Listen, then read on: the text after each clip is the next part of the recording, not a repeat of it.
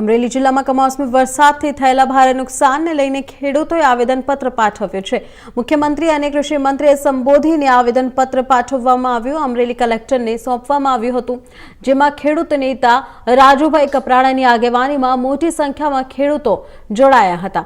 અમરેલી સાથે જૂનાગઢ, ગીર સોમનાથ, સુરેન્દ્રનગર અને રાજકોટ સહિતના વિસ્તારોમાં કમોસમી વરસાદના કારણે શિયાળુ પાકને ભારે નુકસાન થયું। પાક તૈયાર થઈ ગયો હોવાનો છતાં અચાનક આવેલા વરસાદે ખેડૂતોને આર્થિક ફટકો આપ્યો છે। આ સ્થિતિને ધ્યાનમાં રાખીને સ્થાનિક ખેડૂતે તાત્કાલિક પાક વળતર આપવામાં આવે તેવી માંગ ઉઠાવવામાં આવી રહી છે।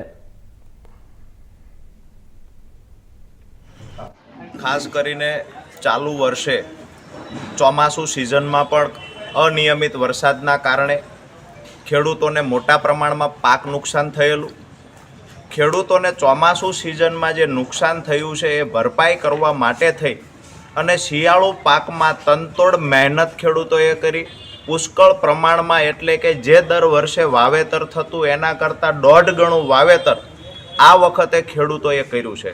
તમામ પ્રકારના ખર્ચ અને મહેનત કરી અને ખેડૂતોએ શિયાળુ પાક તૈયાર કર્યો, ત્યારે તૈયાર પાક પર જે અત્યારે કમોસમી વરસાદ થયો છે, જેના કારણે મોટા પ્રમાણમાં સૌરાષ્ટ્રના જિલ્લાઓમાં પાક નુકસાન થયું છે। ગઈકાલે 19/3/2026ની સાંજે સૌરાષ્ટ્રના ખાસ કરી અમરેલી, ગીર સોમનાથ, સુરેન્દ્રનગર, રાજકોટ, જામનગર સહિતના જિલ્લાઓમાં જ્યાં ભારે પવન પણ ફૂંકાણો, કરા પણ પડ્યા, વરસાદ પણ થયો છે, તો જે ખેડૂતનો ખળામાં પાક તૈયાર હતો, જે ખેડૂતનો ખેતરમાં તૈયાર થયેલો પાક હતો, એના પર પાણી ફરી વળ્યું। એવી જ રીતે સૌરાષ્ટ્રના જિલ્લાઓમાં જ્યાં બાગાયતી વાવેતર પણ દિવસે દિવસે વધી રહ્યું છે, તો બાગાયતી પાકમાં પણ મોટા પ્રમાણમાં નુકસાન છે। ત્યારે આજે અમે અમરેલી કલેક્ટર મારફતે મુખ્યમંત્રી અને કૃષિ મંત્રીને આવેદનપત્ર પાઠવ્યું છે કે તાત્કાલિક અસરથી સર્વે કરવામાં આવે અને ખેડૂતોને જે પાક નુકસાન થયું છે એ પાક નુકસાનનું વળતર તાત્કાલિક અસરથી ખેડૂતને ચૂકવવામાં આવે। અમે